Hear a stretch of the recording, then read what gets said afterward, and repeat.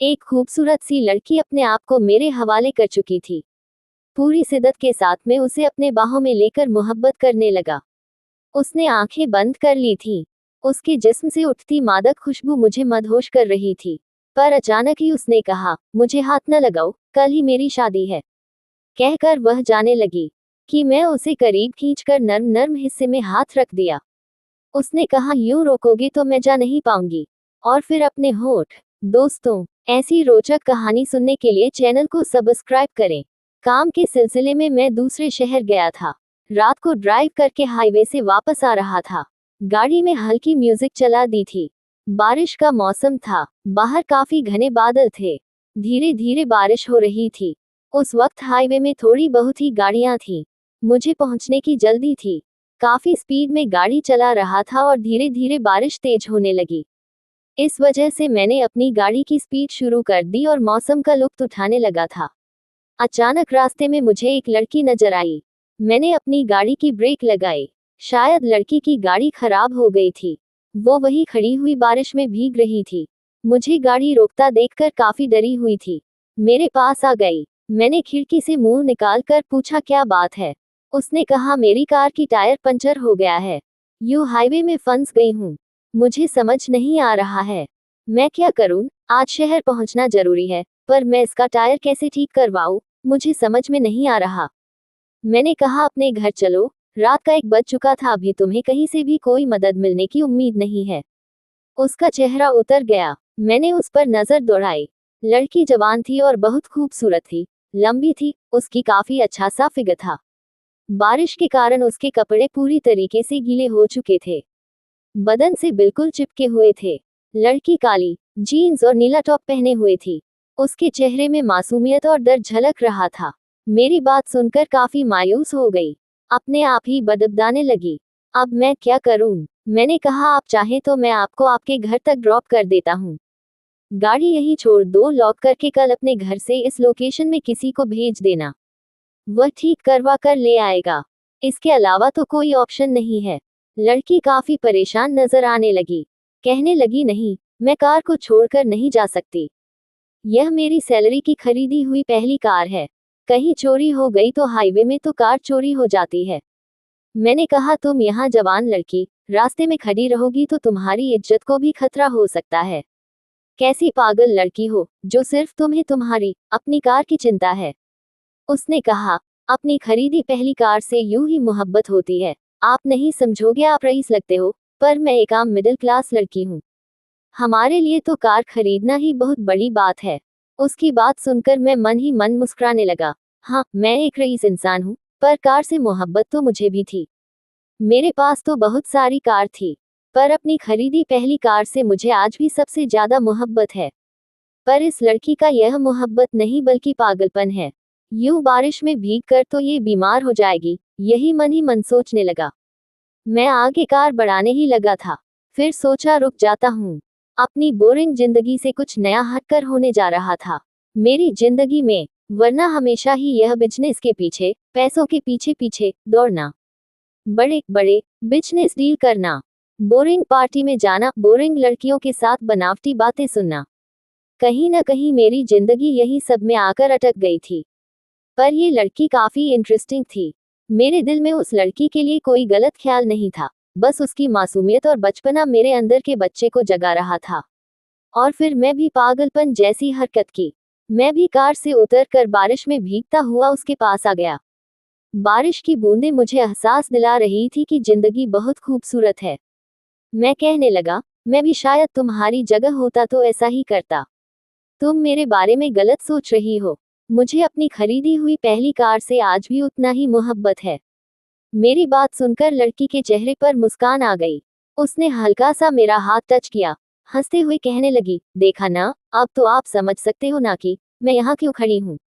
उस लड़की का यू टच करना मुझे बहुत अच्छा लगा। मेरी लाइफ में लड़कियों की कमी नहीं है। हमेशा मैं लड़कियों से ही घिरा रहता हूँ, पर ये लड़की कुछ खास है। मैं हंसता हुआ बोला, तब हमें यूं ही कितने घंटे तक बारिश में भीगना पड़ेगा, क्योंकि तुम तो अपनी कार से अलग नहीं होने वाली। वह लड़की भी मुस्कुराते हुए कहने लगी, आपको भीगने की जरूरत नहीं है। आप जा सकते हो, भीगना तो बस मेरी किस्मत में लिखा है। मैंने कहा यहाँ खड़े रहना सही नहीं होगा और मैं तुम्हें यहाँ छोड़कर नहीं जा सकता। तुम्हें कुछ हो जाएगा, तुम्हें तो मुझे बुरा लगेगा कि तुम्हारी मदद न कर सका। ये काम करते हैं, तुम मेरी कार में आ जाओ। हम दोनों आसपास कोई होटल देख लेते हैं। कुछ घंटे वहीं पर रेस्ट कर लेंगे। तुम्हारे कार की विंडो पर मैं एक लॉक लगा देता हूँ। सुबह की पहली किरण के साथ हम निकल जाएंगे और कार को रिपेयर करवा कर तुम अपने घर चली जाना। ऐसी बारिश में भीगते रहे तो हम बीमार पड़ जाएंगे। वो मेरी तरफ देखने लगी, शायद सोचने लगी मुझ पर विश्वास करे या न करे। फिर कहा, काफी अच्छा प्लान है आपका। मैंने अपनी डिक्की से लॉक निकाल कर उसकी कार की विंडो लॉक कर दिया। कोई महंगी कार नहीं थी उसकी, पर शायद उसके लिए इसकी कीमत काफी ज्यादा हो, जिस वजह से अपनी कार के लिए इतनी परेशान हो रही है।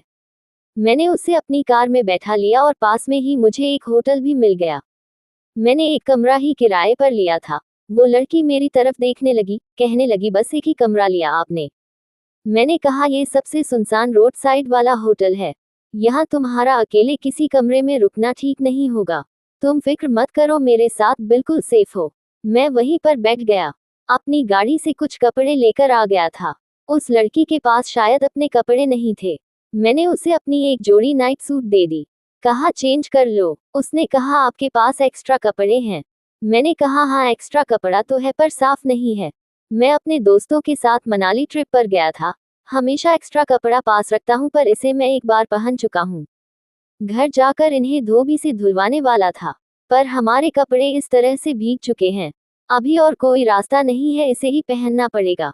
मैं चाहता तो अलग कमरा ले सकता था, पर मैं इस लड़की के साथ थोड़ा वक्त गुजारना चाहता था, जो कि मुझे काफी सीधी सादी अच्छी लग रही थी। एक अजनबी लड़की के साथ अपना बचपन वापस पाना चाहता था। उसके चेहरे में जाने क्या बात थी। उसकी तरफ देखते ही मुझे एक नई उमंग मिलती। मैं गौर से उसकी ओर देख रहा था। लड़की पूरे तरीके से भीग चुकी थी और एक पल तो लग रहा था उसे अपने बाहों में भर जी भर कर प्यार करूं, पर मैंने उसकी हिफाजत का वादा किया था। ऐसे में मेरा पहल करना ठीक नहीं होगा। खुद पर काबू करने लगा। उसने कहा, मैं वॉशरूम में जाकर चेंज करके आती हूँ। मैं उसकी तरफ देखकर मुस्कुराने लगा। वह भी मुस्कुरा रही थी। लड़की की नजरें भी मुझ पर ही टिकी हुई थी, लेकिन जब वह चेंज करके बाहर निकली, उसको देखते ही मेरा दिल बिल्कुल थम गया। वह बस मेरी शर्ट पहन और पैंट पहनकर बाहर आ गई। बाकी उसके अपने सारे कपड़े उतार दिए थे जो कि गिले थे। उसने कमरे में ही अपने कपड़े सूखने को डाल दिए बिना वक्त गंवाए। मैं भी जाकर चेंज करके आ गया था। अपने कपड़े सूखने को डाल दिए। मैंने कहा, तुम्हारा नाम क्या है? उसने कहा, मेरा नाम माया है, और आपका? मैंने कहा, मेरा नाम आदित्य है। उसने बस इतना ही कहा था कि तभी उसने जो मेरी पेंट पहनी हुई थी वह निकलकर पैरों में आकर गिर गई। शायद मेरी पेंट उसकी कमर में बिल्कुल भी फिट नहीं थी, इस वजह से बिल्कुल भी कंफर्टेबल नहीं लग रही थी। और उसकी पेंट अब निकल गई थी, तो मैं ये देखकर एकदम से गया। तो उसने कहा, कोई बात नहीं, आपकी पेंट मेरे नहीं आ रही थी। मैं उसकी ओर बड़े गौर से देख रहा था, सोच रहा था ऐसे क्यों बाहर आ गई। मेरी नजरों से शायद अनकंफर्टेबल हो गई। कहने लगी, आपका पैंट मुझे नहीं आ रहा, पहनकर फायदा नहीं है, नीचे आ जाएगा। मेरा शरीर बिल्कुल मजबूत था, मैं हट्टा करता था, जिम जाता था। इस लड़की की कमर मेरी कमर से ज्यादा पतली है।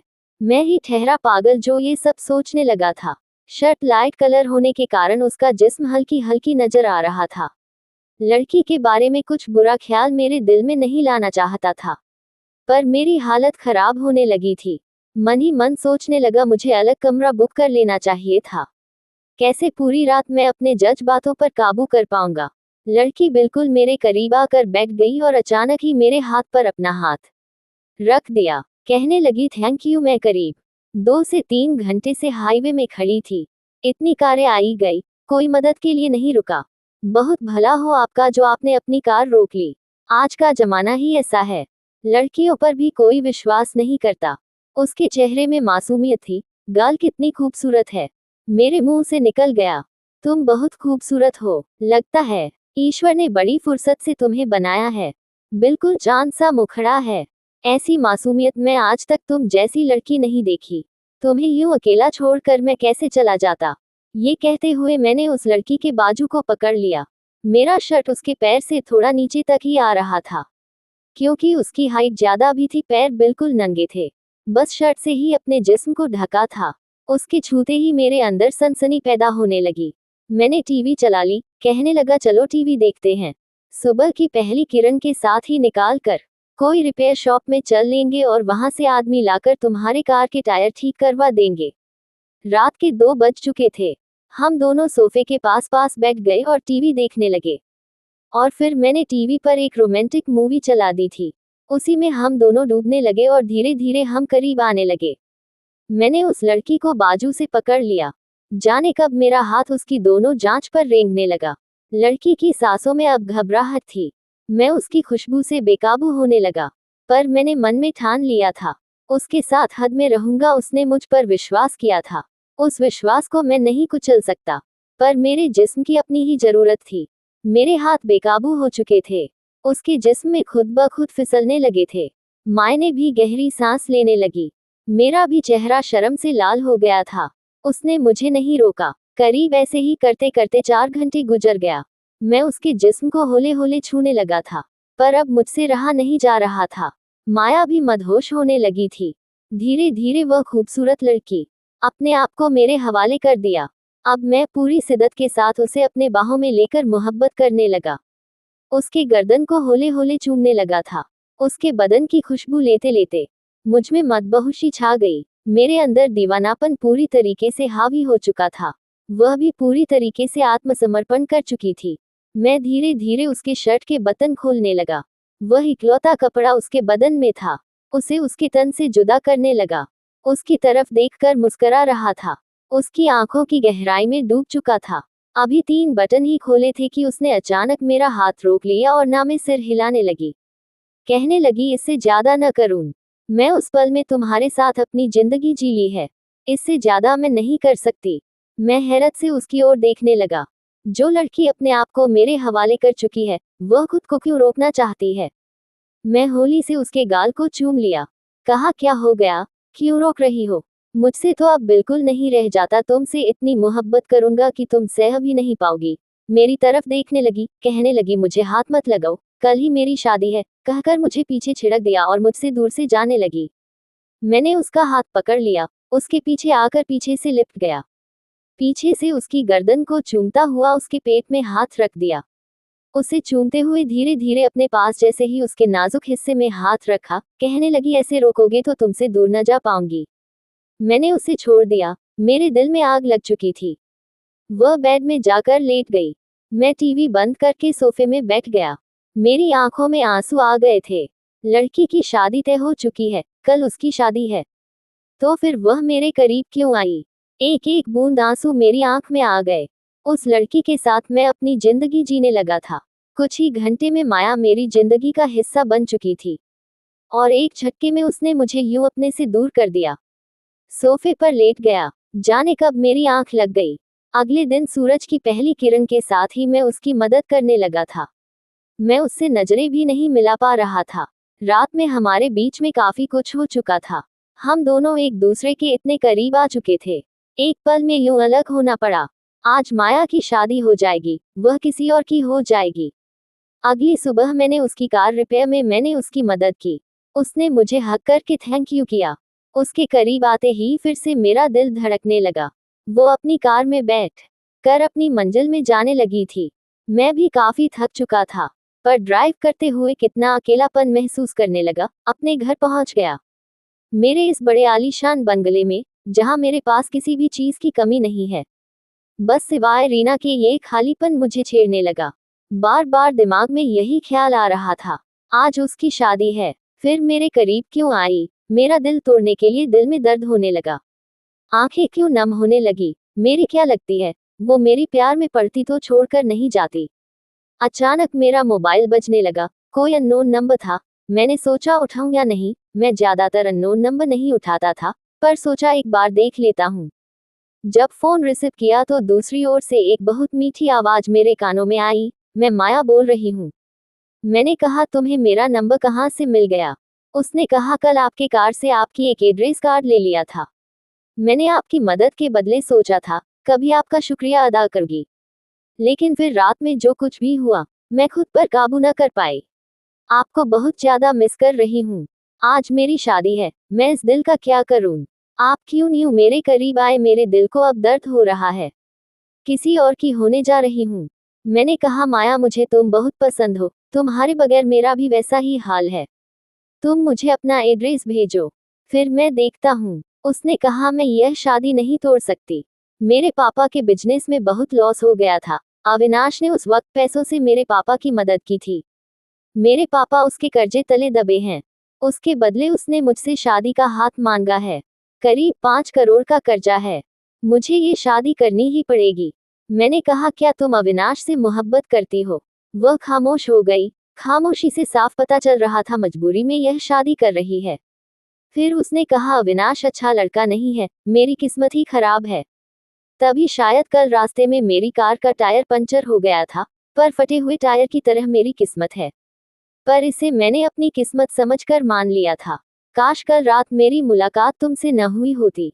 मैं फोन रखती हूँ, शायद आपसे कभी मुलाकात न हो, पर कल रात के लिए बहुत बहुत शुक्रिया, कहकर वो फोन रख दी।